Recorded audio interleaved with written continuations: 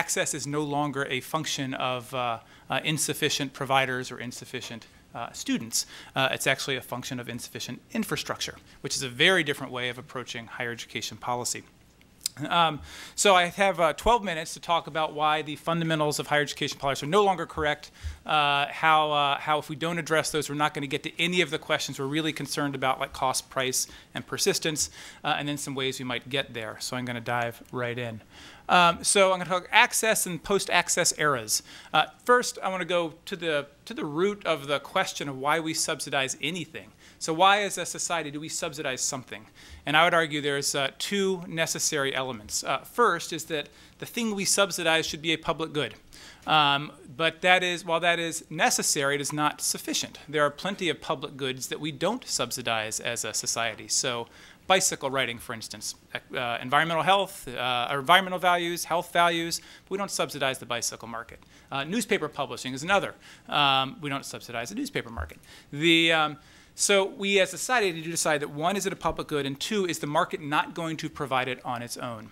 In our 20th century, even slightly before, in the late 1800s, we basically decided that yes, college is a public good, and we do want to subsidize it, and the market will not fulfill it. And at that time, in the late 1800s, college was pretty clearly defined. It was a clear, time-delimited residential environment with a cohort of people and professors. There wasn't much deviation from that model. There wasn't much moving from school to school. It was what it was.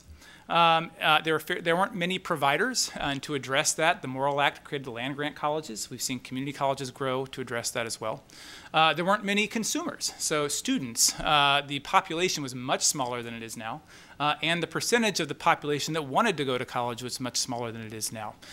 So there really wasn't a viable market for college in the late 1800s, really going all the way through until after World War II, when we created additional incentives to go to college with the financial aid system to subsidize, to ostensibly lower the price of college.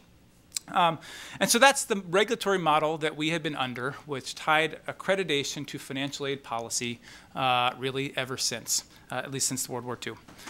Now, if you look at the characteristics of today, really over the last decade, it looks really almost exactly the opposite. So college is not well defined now. It is not a residential environment where people go to one place and stay there for 4 years, or at least not for a majority of the students. It is for some, but not for most. It is not time delimited in many cases. Students are transferring credits from place to place to place.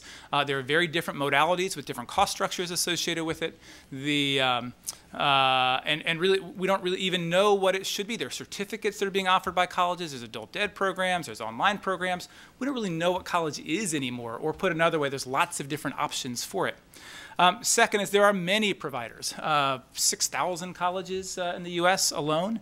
Not only are there lots and lots of colleges, their geographic reach is now global. It used to be that geographic reach was confined to a fairly small geography, and public institutions had a fairly defined geographic, essentially catchment area.